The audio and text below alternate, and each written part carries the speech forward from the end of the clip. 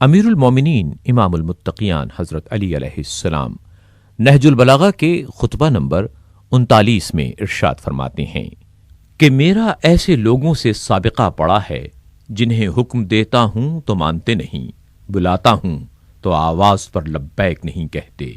تمہارا برا ہو، اب اپنے اللہ کی نصرت کرنے میں تمہیں کس چیز کا انتظار ہے؟ کیا دین تمہیں ایک جگہ اکٹھا نہیں کرتا اور غیرت اور حمیت تمہیں جوش میں نہیں لاتی؟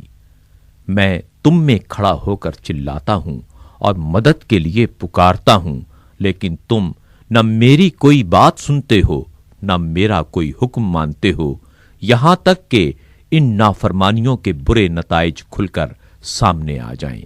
نہ تمہارے ذریعے خون کا بدلہ لیا جا سکتا ہے، نہ کسی مقصد تک پہنچا جا سکتا ہے۔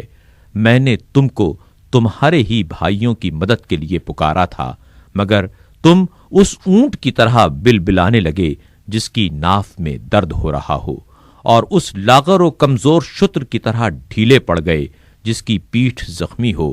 پھر میرے پاس تم لوگوں کی ایک چھوٹی سی متزلزل و کمزور فوج آئی، اس عالم میں کہ گویا اسے اس کی نظروں کے سامنے موت کی طرف دھکیلا جا رہا ہے۔